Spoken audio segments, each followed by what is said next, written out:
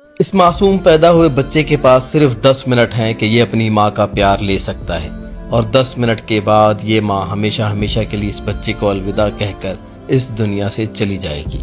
اصل میں ڈاکٹرز کے پاس صرف ایک ہی راستہ تھا، یا تو اس ماں کو بچایا جا سکتا تھا یا پھر اس بیچارے بچے کو بچایا جا سکتا تھا۔ اب چونکہ یہ ماں تھی اور ماں نے کئی سالوں سے اس بچے کا انتظار کیا تھا، کیونکہ اس کے ہاں بچہ نہیں پیدا ہو رہا تھا، تو کئی سالوں کے بعد جب اسے بچہ پیدا ہوا تو جب ان کو بتلایا گیا کہ یا تو آپ کی جان خطرے میں ہے یا پھر اس بچے کی جان خطرے میں ہے، تو بتائیے کہ ہم کس کی جان کو بچائیں۔ اب بھلا ماں اپنے بچے کی قربانی کیسے دے سکتی تھی؟ ماں یہ کیسے کہہ سکتی تھی کہ مجھے بچا لیا جائے اور میرے بچے کو بھلے مرنے دیا جائے؟ ڈاکٹر 6-7 گھنٹے اپنی بھرپور کوشش کرتے رہے کہ ماں اور بیٹے دونوں کو بچایا جا سکے، لیکن اب قدرت کا ایسا کرنا تھا کہ اس ماں کو اپنے بچے سے جدا ہونا تھا۔ اس بچے کے نصیب میں یہ لکھا تھا کہ جب یہ پیدا ہوگا تو اس کی ماں اسے چھوڑ کر چلی جائے گی۔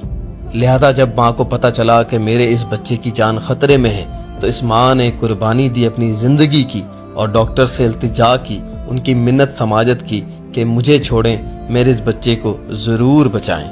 کیونکہ میں نے اپنے اس اولاد کے لیے، اس بچے کے لیے 11 سال انتظار کیا ہے، اور 11 سال بعد مجھے یہ بچہ نصیب ہوا ہے۔ اب جب قربانی کی بات ہے تو میں اپنے بچے کو قربان ہونے نہیں دوں گی، میں اپنے اس لخت جگر کے لیے اپنی زندگی کی قربانی دوں گی۔ میری خوشی بس اسی میں ہے کہ یہ زندہ رہے اور یہ بڑا ہو کر مجھے یاد کرے۔ یوں پھر ڈاکٹرز نے اس بچے کی جان بچائی، اس بچے کو ماں کے قریب کیا، اور ماں اور بچہ خوب ایک دوسرے سے پیار کرتے رہے اور روتے رہے۔ ماں بھی رو رہی تھی، بچہ بھی رو رہا تھا، اور یہ ماں اپنے اس بچے کو زندگی دے کر خود ہمیشہ ہمیشہ کے لیے قبر میں جا کر سو گئی۔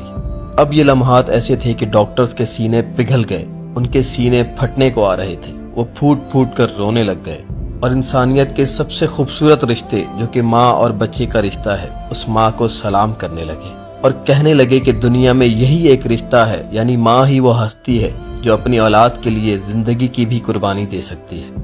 جی ہاں، ماں باپ ہی وہ ہستی ہیں جو اپنی اولاد کے لیے سب کچھ قربان کر دیتے ہیں، حتیٰ کہ اپنی زندگی بھی قربان کر دیتے ہیں۔ اگر وہ جیتے بھی ہیں تو اولاد کے لیے، اگر وہ مرتے بھی ہیں تو اولاد کے لیے۔ دوستو، یہ واقعہ سننے کے بعد اپنی ماں کو کبھی دکھ مت دینا، اور دعا کرنا کہ ہر ایک کی والدہ کو، ہر ایک کی ماں کو اللہ تعالیٰ